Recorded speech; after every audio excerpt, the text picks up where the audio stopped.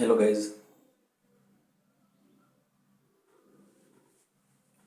welcome to another video.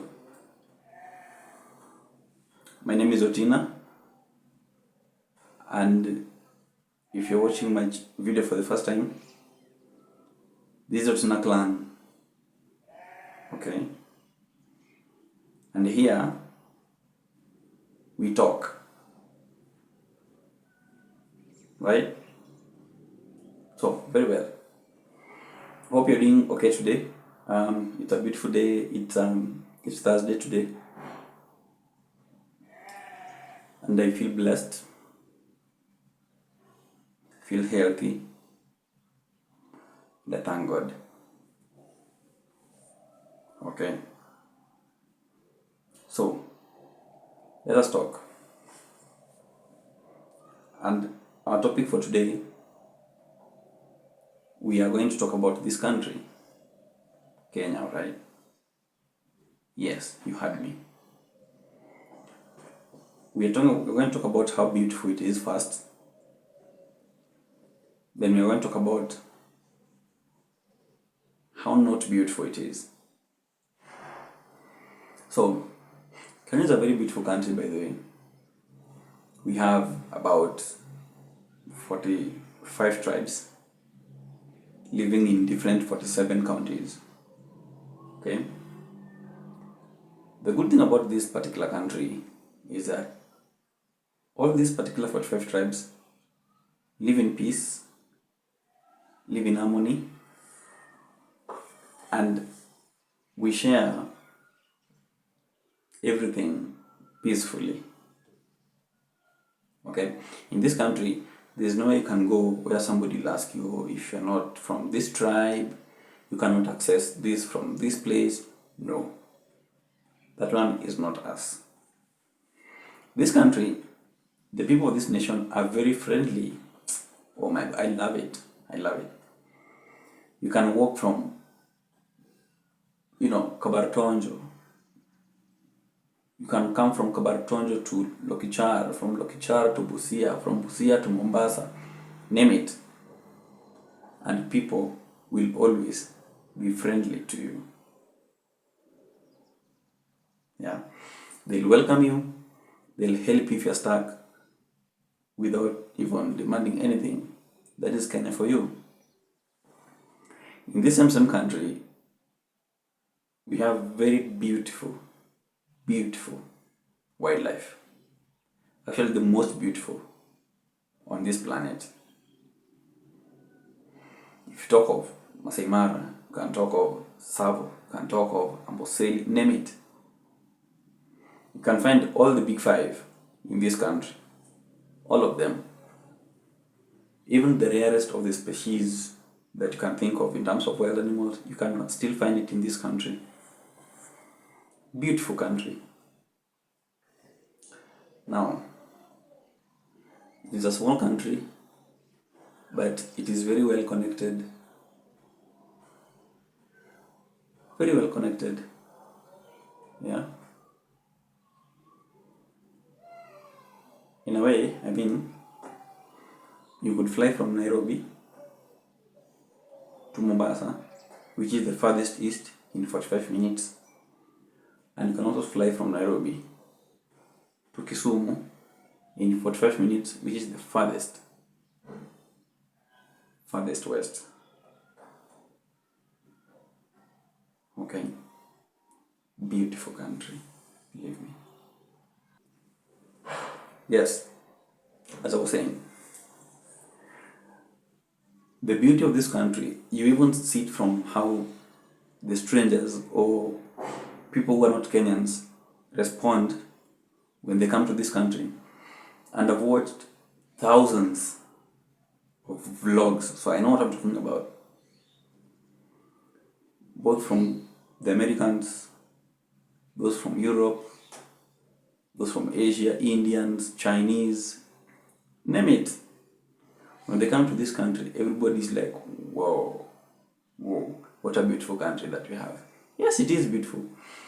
Even those who are not African, even our African brothers, when they come to this country, and they get to see it for the first time, they are wowed. Yeah, they're like, what a beautiful country, man.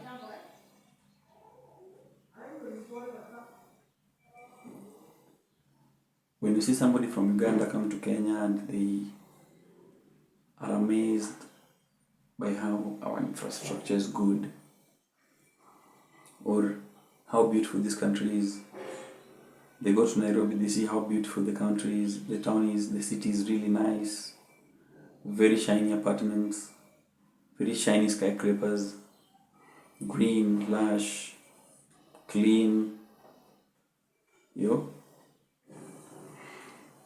All those scenarios that I'm trying to talk about, you really begin to think, indeed, this country is very beautiful.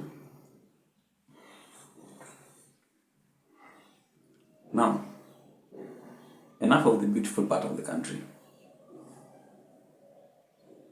Let me tell you what this country really is. Because you can't define a country by the shiny things that you see on the internet.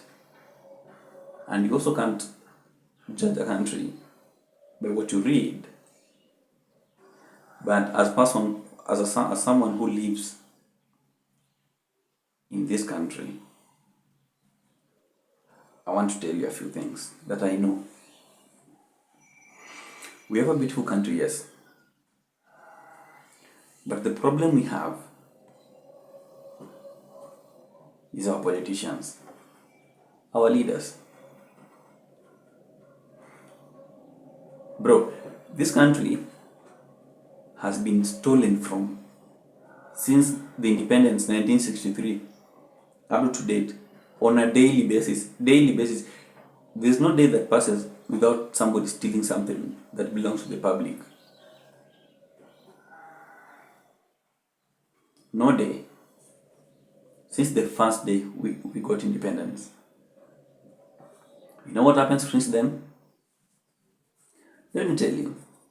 And I'm not going to mention names because you are brilliant people and you are going to know what I'm talking about. So, the white man comes to this country, enslaves people, they get what they wanted to get from the country. Fine, we try to fight, Then they decide, guys, we've had enough, so it's about time we leave this country. Of which, up to date, I still haven't been convinced that we were granted independence. No. It's just like you going somewhere, or you being in a particular company and you're the manager. Okay? Then the directors of the company realize, this manager is not really, an honest person. He's been stealing from us. So we demand to have a new manager. Then a friend of yours who was your assistant and you've been with him throughout those years, he knows everything that you do or what you are doing, and he's part of it, is proposed to become the new manager. It is still the same mess that was happening with me or with that particular manager that will continue happening with the one that you're trying to succeed me. Right. So you get what I'm saying? So somebody comes, is told, return the land, let people have their land. He's like, nope. That is not going to happen. This land belongs to me now. So if anybody had lost their land, they can go hug a cactus. They have stolen this country on a daily basis for all those 60-something years. But that is not the problem. That is not what I'm trying to talk about. The problem with this country is the people, because the people make the country. Yeah? The country can't make the people. It is the people who make the country. Yeah? The Kenyans. I think for the longest time, for like over 60 years, we have been brainwashed by politicians. Daily, we've been brainwashed by politicians, and we've become so comfortable with it. Like, we can just let it go. We can just hear it today. Money was stolen. It's okay. The only response you will hear people say, oh, huyu mtoto wetu anaonewa, he's a good person. It's just politics. Yeah. Even that 700 million that he had stolen from the hospital, it's a lie. Reason with me. I'm trying to tell you the kind of country we have. Somebody just comes from nowhere, steals from the coffers of a National Youth Service millions of shillings. Millions, if not billions. I don't even know the exact amount. Go ahead, elect the same person to be your governor. Twice, the first term, second term, and the same person, because he can't vie for the governorship anymore, is now vying for senator, and most probably she's going to win, because we are stupid. Okay, we are really stupid. Somebody who was at the National Hospital, I don't know what he was doing there, goes away with 700 million that is meant for oxygen. Oxygen, bro. Still 700 million shillings. Goes back to his constituency. Actually, he's taken to court, but he comes back to a constituency, changes the name to some crazy catchy name. Then you elect the same person to be your member of parliament. Then you expect that same person not to steal from you when he becomes the member of parliament. Kenyans.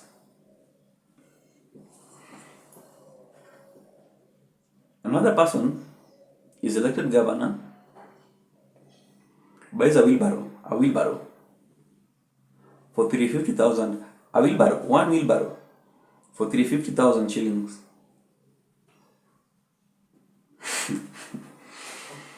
One wheelbarrow, 350,000 shillings. Somebody built a gate.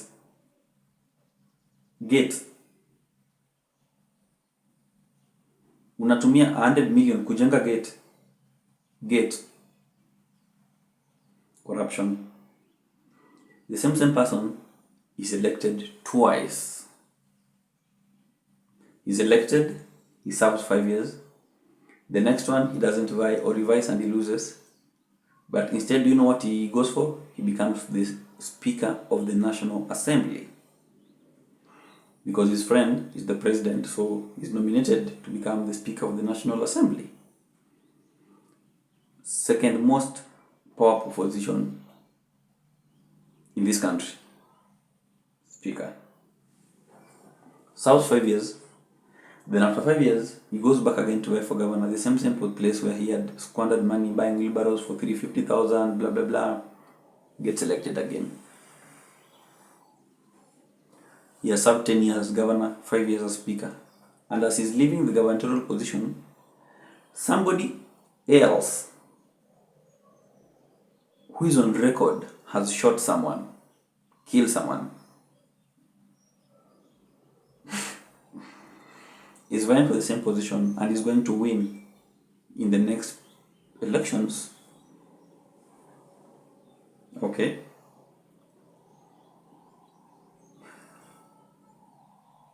Bro, I think we're the problem. We're the problem. If this country had good leadership not even from independence, for the last maybe 25 years or 20 years, because we've been independent for about 63, 64 years. If we had good leaders, proper leadership, believe me, even Singapore, that one that they keep singing for us, would be benchmarking from us. Kenyans are really hardworking people.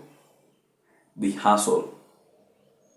It is only in Kenya where you find an 18-year-old who is independent, doesn't depend on the parents, looks for their own money, rents their own apartment, and try to make a living for themselves. That shows you how much of a hardworking nation we are. But the problem is tribalism. And this tribalism that we have always manifests during election period. Before elections, nobody cares if you're Kikuyu, nobody cares if you're Luo, nobody cares if you're Gariama.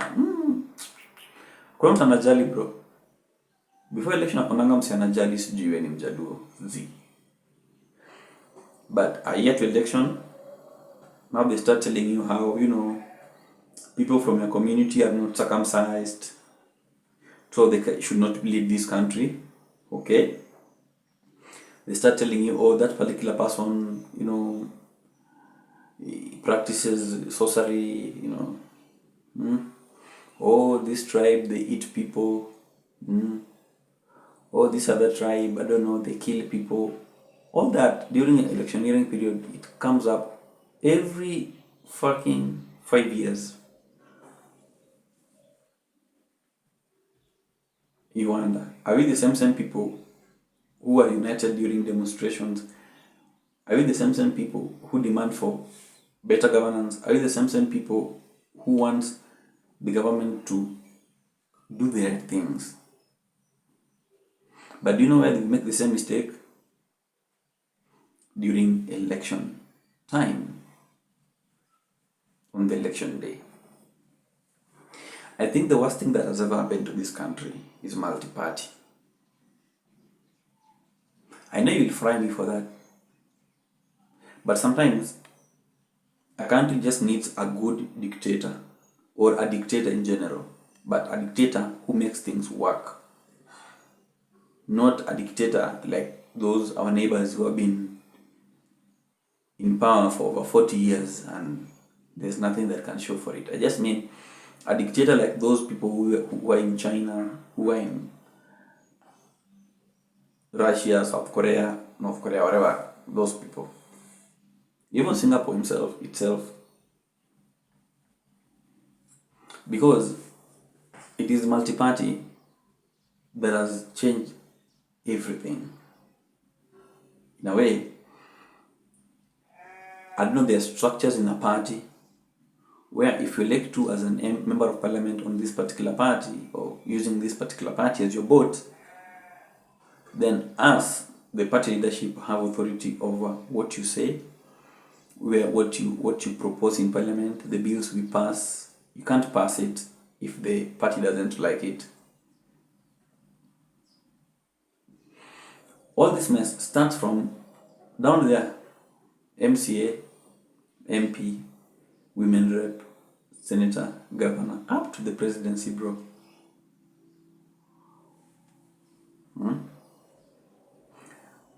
And the good thing about this country as well,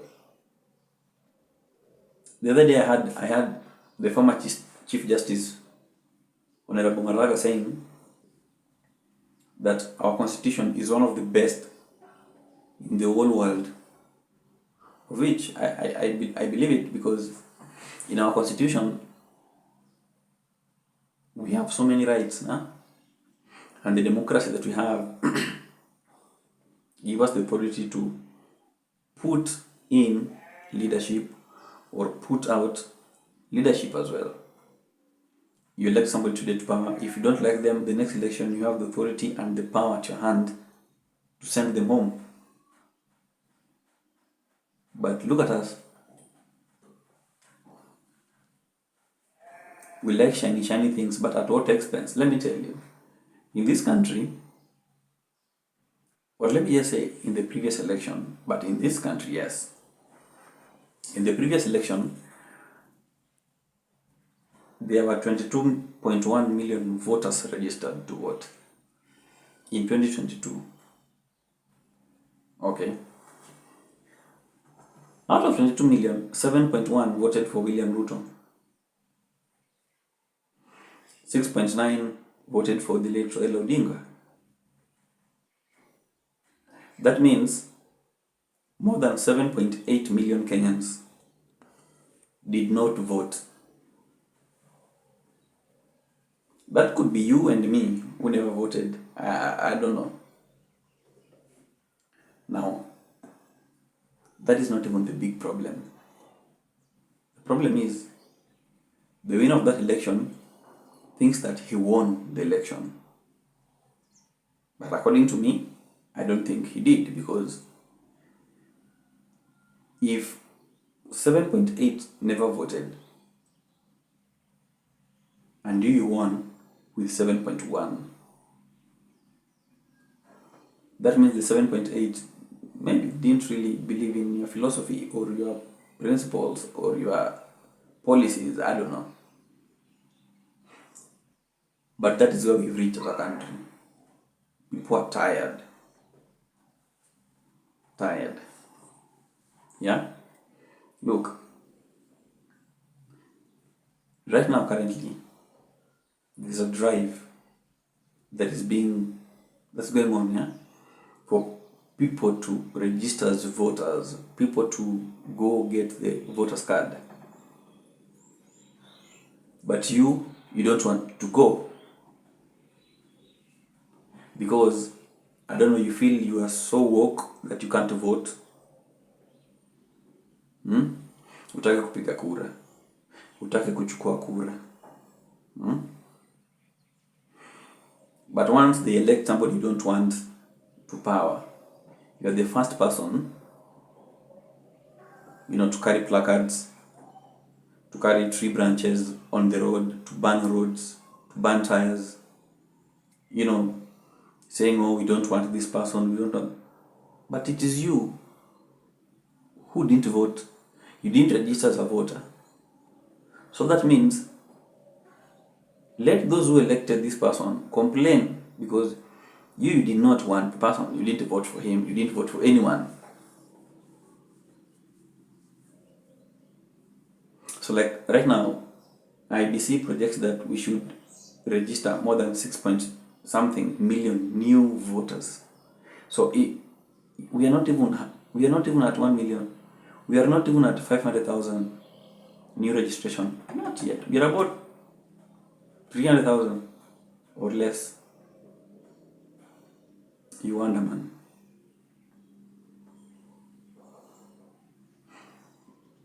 Then you believe that you're going to send away this regime. It will be very hard, my friend. Trust me, it will be very hard, because they know, they have seen us over the years, they have mastered our behaviors, they know our personalities, they know how emotional we are, and how we react without thinking. We react, but we don't do anything.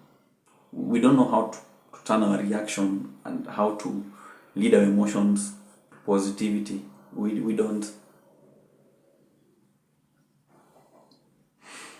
I know each and every country is have to have shiny infrastructure. And so do we as a country. We need good roads, we need nice infrastructure, we need stadiums, we need railway systems, we need airport, we need all those things. But let me tell you something. In this country, population aged between 18 to 35 years of age are 70% of the total population. You get that? Watu wenye wako na miaka between 18 to 35 ndo 70% of the total population of this country. 70%. That means if we are 50 million, for instance, I know we are 57 and above. If we are 50 million, for instance, 35 million Kenyans are between the age of 18 and 35. So 35 million people are eligible to vote. So no, between age, those tunafaa tukuwe na more than 30 million registered voters in this country, by the way. 30 million and above. But look at us, some of us don't even have ID cards. Yeah? Wengine hata wajui hizo kura zinachukuliwa wapi. Hata juu ID inapatikana wapi. That is Kenya for you. Yeah. So as I was saying, I know we all deserve to enjoy these shiny things, stadiums, SGR and things like that. But imagine, out of the 70% that we were talking about that are between age 18 to age 35, out of the 70%, only 10% of that 70% have good income. 10%. So that is about 10%, that is about 10% of that 70% is about, so 10% of 35 million. So only about 3.5 million Kenyans in that bracket have a good income. So that means over 30 million youths in this country don't make really good income that can sustain them, or that can take their children to school, that can give them good life, maybe, make them eat nice food and things like that. But over 30 million youths don't have jobs, or let's say even half. Let's say 15 million youths don't have jobs. They don't. It's like in your home, you have a home, there's a heap of soil in one of your corners. Heap let me say heap of what? Garbage in one of your corners in the compound. But your main focus is sweeping the house. Sijui kama unanipata. Hebu fagie nyumba, lakini ile takataka iko pale nje utake kutoa. So you can always consume the smell, alright? You can always consume the smell. And that is the same thing these politicians are doing.